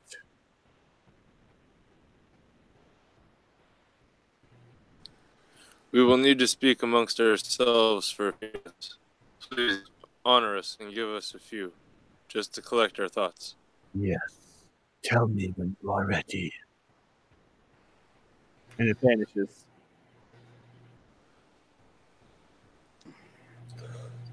Warren, Livy, what in the world? We need to get the information that was requested by my boss. Well, how do we do it? Obviously, the questions are supposed to be specific. Oh. What exactly was it he wanted? Old Snarl wanted you guys to get to Maelstrom, the Storm Giant's fortress, which is said to be buried deep below somewhere in the sea. No one knows where it is. Even the giants apparently don't really know how to get there unless invited. He wants you guys to go there and tell the giants to sort out their issues and fucking get it under control. Harshnag also wants to find Hecaton, the king of all giants, because he believes that only Hecaton can stop this ordering from being in chaos. I think one of our questions should be at least stop ordering. That way we'll find out for sure if even Hecaton or anyone can stop it. Perhaps where this Hecaton is, or how to get to Maelstrom. Maybe one and the same, but maybe two questions. Well, we got 6, so that helps. I'm writing them down just in case. Snarl also mentioned that other the thingy that cursed Sunlit. I don't remember what it is. That Kraken. It meant he had a name for it, but I don't know if that has anything to do with anything. So Snarl's first request was, how do we find what, sorry? Maelstrom, Okay. which I guess is like the city of the storm giants. Yeah, it's basically like an underwater fortress. How do we get invited to Maelstrom is basically the question we want, or how do we find it? It could go either way, I guess. Which kind of also goes with where Hecaton is, because he's the head storm giant fellow. So maybe Didn't how do we somebody get to say he Hecaton? was dead? Harshnag has told you that Hecaton has went missing, and most of the giants believe that he is dead. And that's why now the ordning's apparently been shattered for a year or so, but Hecaton everyone feared Hecaton. But then when he went missing, all the giants were like, this is our chance now. So I guess we should ask where Hecaton is. Well, if we're careful too, we might be able to answer, have a collection of questions in which we can answer or ask if something's not answered. So if we go, how can we fix the ordning? Maybe he'll say Hecaton, and then we can go right into where is he? How can we find him? And then maybe I'll lead to the next place and such. And just thought of, we might want to be careful of how we present the question too. May wish to ask, how do we stop the ordning? Yeah, that's the exact wording that I have. Okay. Can we stop that? Yeah. And then I have, how do we get to or find or get invited? I don't know which one you want to use. I was thinking about how do we get to Hecaton? Because then you would have to explain how to be invited. How do we find him? Yeah. Depending on where he is. What if we wanted to ask about Artist Simber? Where is Artist? Yeah. What does he have to do in the big scheme of this, though? Ring of Power, I believe. That's what the ice giants were looking for. Yeah. What did Livy's grandfather say before he was turned into a tree? You guys got this. Something along those lines. Find Harshnag, and we found him. Yeah, that's true. Am I right? Am I on the right path? All right, cool. Yes, find Harshnag. We found him. Frost Giants want Artist Simber, and I believe it's because of his Ring of Power. Yeah, so if we have 3 main topics, that allows us 1 main sub-question per topic. Just in case we have further questions for the answers we get. Okay. Does that work for you guys? Sunlit would speak up and say, just because for the point of interest, what about whoever the bastard was that killed Zephyros and my griffin friends?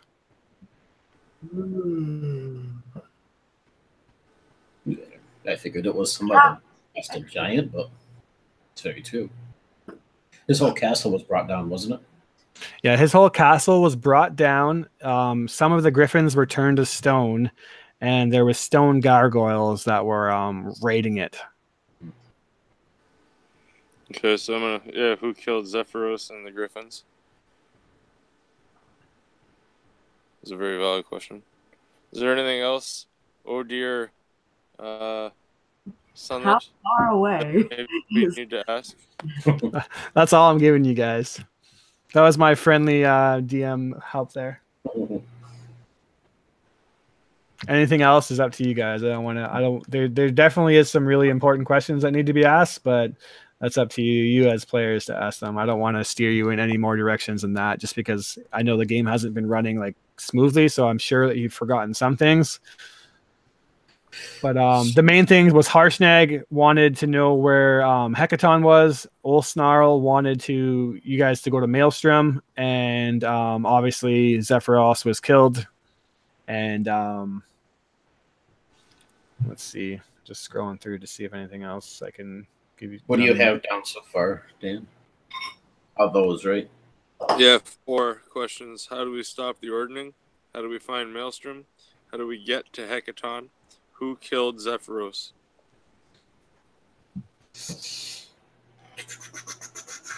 Maybe come up with one more and then just have a backup question free in case of. Snarl said something about Kraken, but I don't know. This has been bothering me the whole game so far. At the very beginning, there was like this huge hint that Octavius got about the Worm Skull Throne, and nobody's been able to answer it yet. And I believe that the Worm Skull Throne, Octavius believes that the Worm Skull Throne and the scepters that we're basically sought to find from the beginning have something to do with gaining power over the giants and being possibly able to throne a king at the end of this. And I think for some reason I feel like it's important. So I'm not sure if we want to ask about the Worm Skull Throne or not.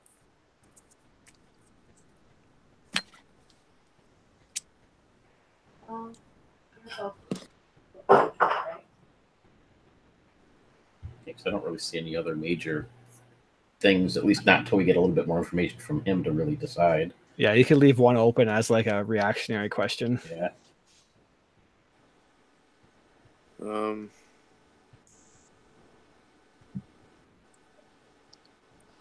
Okay. I think that'd be the best. Yeah. We are ready to ask our questions of you, Great Oracle. Please grace us with your presence. The Oracle then reappears, and appearing in front of you, it says, "Ask your questions in no truth." Octavius would look to Warren and Livy for reassurance as he gets ready to ask the first question. Which one are you planning on first? Great Oracle. He'd whisper to Warrendale, "What about the Ordning one? Maybe that one first?"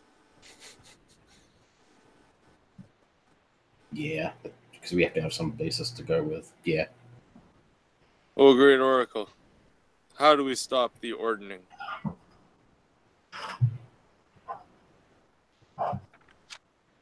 Kind of glazes over for a moment, as if like a computer processing the question that you asked. And he says, "Find a magical conch of Storm King Hecaton. Use this conch to visit Hecaton's court. Root out the evil therein."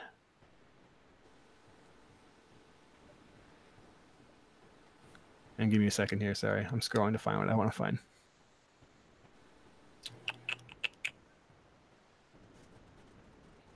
There is an enemy who is hidden in the court of Hecaton.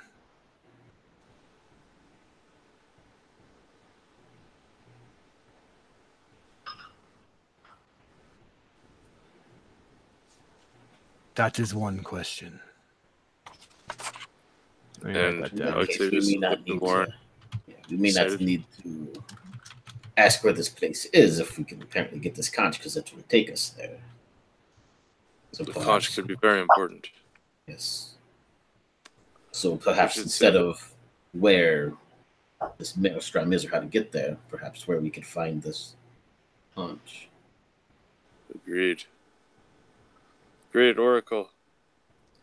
Where can we find this conch? Again, he looks to you, and he begins to process this information. And he tells you, as I scroll.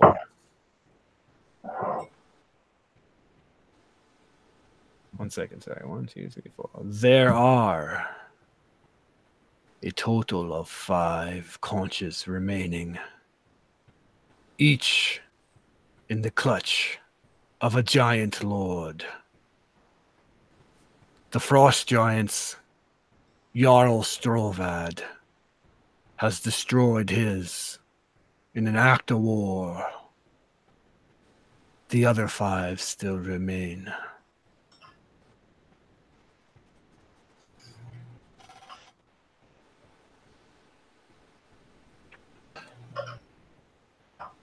Perhaps use Zephyr's question next.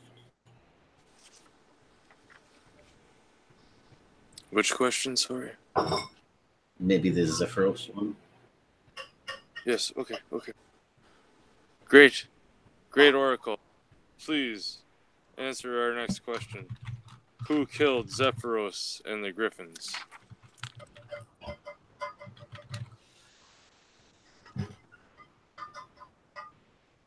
He stares into you now. He kind of materializes in front of you. Octavius. He's actually kind of like darting in and out of like reality, it seems like. And as you now stand there, the floor beneath you also, you realize is space itself.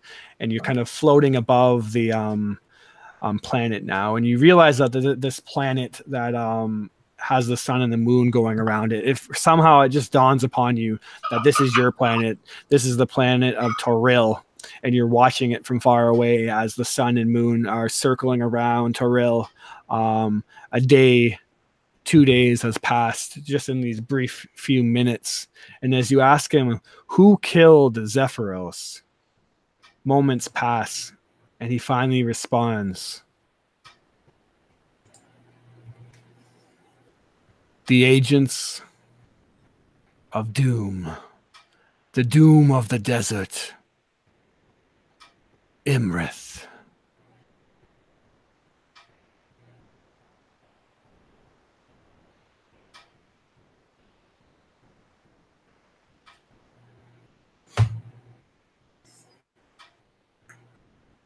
Great Oracle, please give us 1 more minute together. He says, take your time, but know that time here is different than the world that you came from.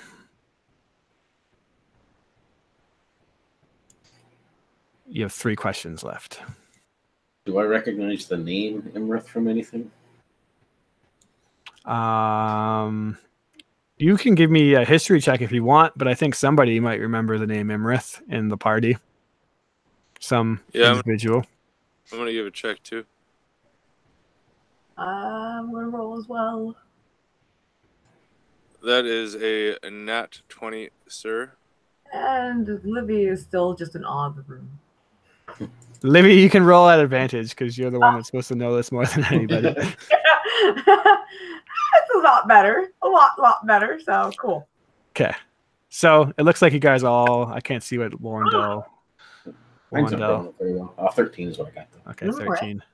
Imrith is a ancient blue dragon known as the Doom of the Desert.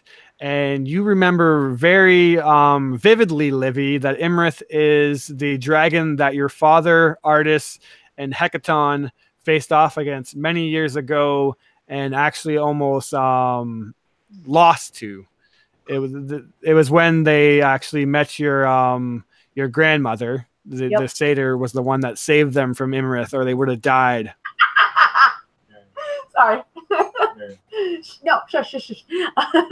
Sorry. Anyways. All right. And yeah, you guys are, you know, Emerith as the Doom of the Desert. She is a very powerful spell wielding ancient blue dragon that is said to be able to bring stone to life. Makes sense. All right.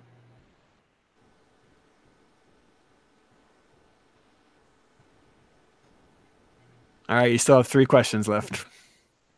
Well, I have 3 questions still written down. I'm not sure if Hecaton is in his court. Should we still ask how do we get to Hecaton? Yeah. You tell me what you want to ask. 5 questions. No, I'm just kidding. Mentioned finding the Koch and then going to stop the ordinary. You'd have to clear the evil out of the court. Yeah, we still don't know where Hecaton is, so that might be a good question to ask. Maybe that way we know if he's actually dead or not, which could all depend. So, Great Oracle. How do we get to Hecaton? He begins to process his information again. You now see that the sun cycle around the planet of Terrell has spun 4 times, 4 days has passed, and suddenly the Oracle booms out in anger. And it says one word to you. Unknown.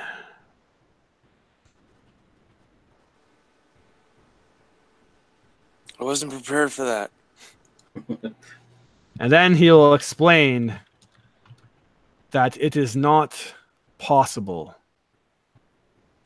by natural means for me not to know this answer. Someone or something of great power is hiding Hecaton's whereabouts, which means that he is still alive. And that someone does not want anyone to find him. Olivia would kind of whisper to Tavios and Warrendos, kind of like, perhaps could be the traitor in the court. It does make sense. Great Oracle, I have a question for a favor of a friend of mine. How do we find Maelstrom?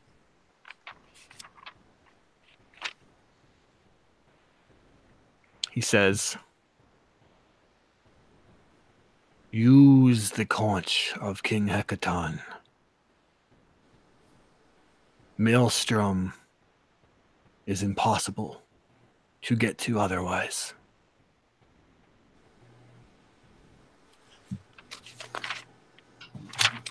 I didn't pick that up from the first answer, guys. Sorry. Use the conch of Hecaton. 1 more question left, as 5 days has now passed in your homeworld. It sounds like Maelstrom is actually the court of King Hecaton, at least the name of it. that's what I'm assuming. You.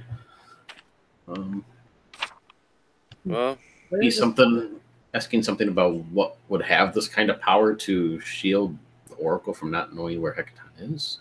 I mean, is that like another god, or is that But what about the conch? Do we even have a clue where the conch is?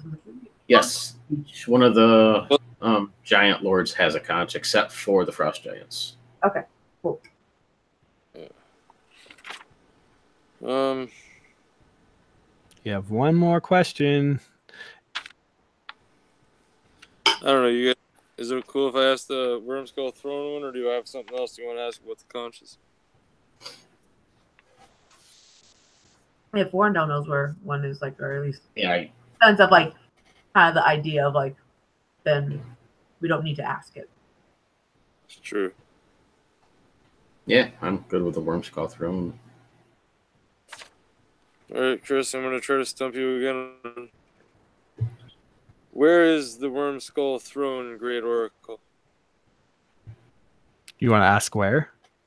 Yes, I ask where. He says, the Wormskull Throne sits in the throne room of Maelstrom.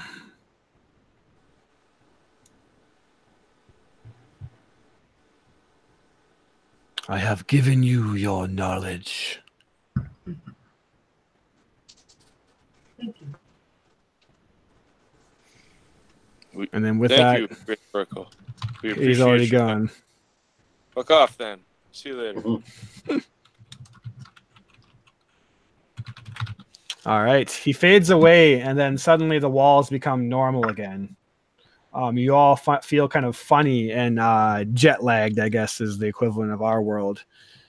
As you see that the misty wall, which once blocked you into this room, now subsides and opens up into the main cathedral. Harshnag there? You step out and check.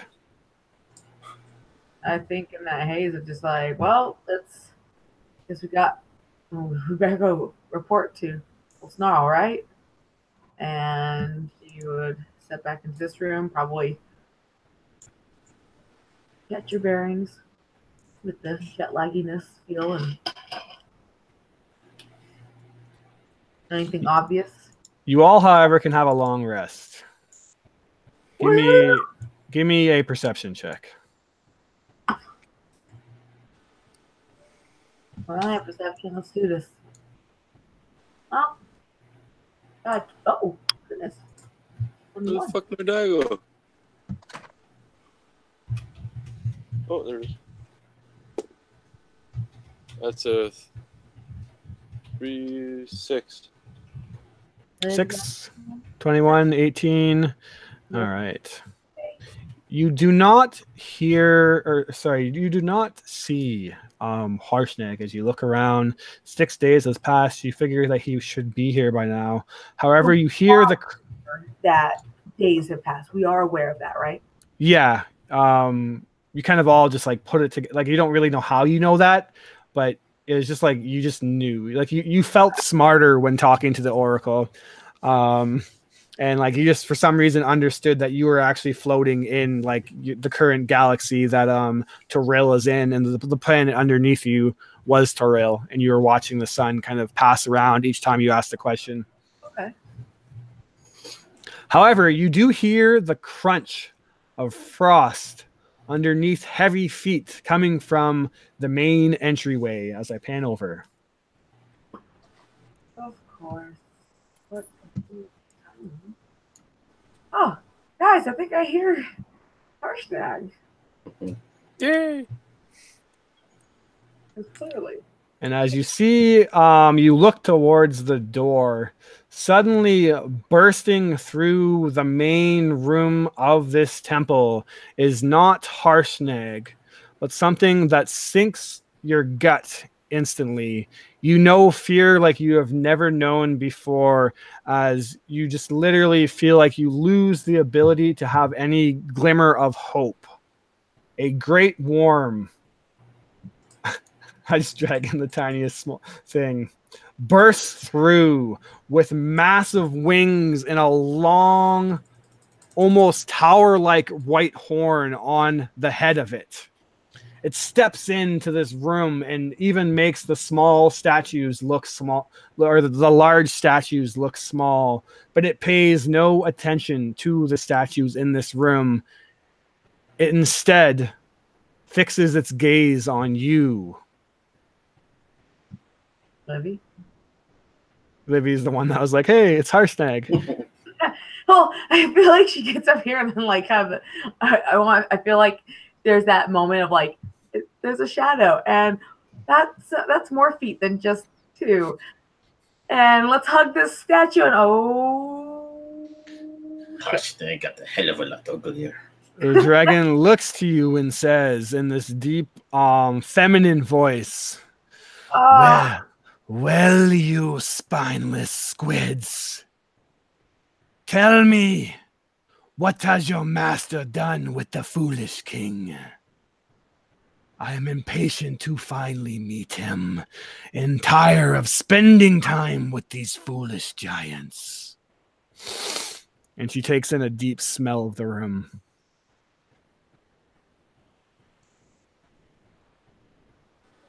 With What? she talking? No. Livy, give me. Actually, you don't need to.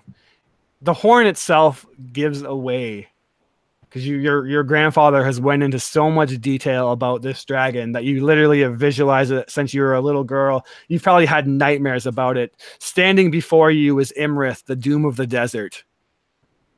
He's going to, with a 17 stealth back up, hugging this, and she'll like, yeah, she's next to the statue, but she's like, With speed that you did not expect from a creature so long, it cuts you off and is there within an instant. You see lightning begin to sparkle around its giant horn, and it grows in patience. Tell me, you foolish kraken scum. Where is Hecaton? Slarkrathel, dare not betray me. what? Scark? Who fell? Great blue beast. Something. We had nothing to do with this kraken. I killed the bastard that was the kraken scum for you already. I turned him into dust. Poof! With lightning, just like yourself. But I do know where Hecaton is, sort of. See, he's off somewhere hidden away in Melstrom, perhaps. Does that ring a bell, maybe? We're not sure how to get there ourselves. Livy, for the first time, is just absolutely speechless as she's like wanting to be like, shut up and shit and shut up and You insolent fools, dare cross my path and destroy the one informant that was meant to give me the answers. You know nothing of what you just walked into, yet you still know too much. You shall die here in this forgotten temple. But you know who you should talk to is my boss. He has most of the information that he's been given to us. You know, perhaps you've heard of him. Some call him Old Snarl, I think.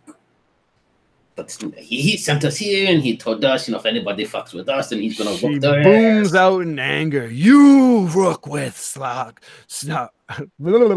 you work with Cloth. Not by choice, but Then you shall die. well, I've been there before. And with that, dragon. energy begins to shoot from her horn, lightning like you've never felt before. It literally, like, just being far away from it stands all your hairs on ends, and it begins to shoot every which way across the room, threatening to burn your very skin, and it slams into one statue, another statue, another statue. And then you begin to see the stone statues, 60 feet tall, begin to animate to life. Stepping towards you. oh yeah, We Livy. should have run the fellas. And with that, I think we'll end the session there No, because I don't want Corey to miss too much fun. right? Oh my gosh, no! Oh my gosh. And congratulations, you guys just met Imrith. Bring stone to life, huh? Yeah, the thing that Livy wanted to shout out too is like, don't let the lightning touch you. You'll get petrified. Yep. All right, so we'll end it. Hopefully we don't have to wait a month or more to play this next one because we're finally starting to get into the stuff that I've wanted to get into really bad. 29 sessions later, it only gets more exciting from here, I think. So I had a lot of fun playing, guys, and until next time, we will catch everyone later. Peace out. Thank you.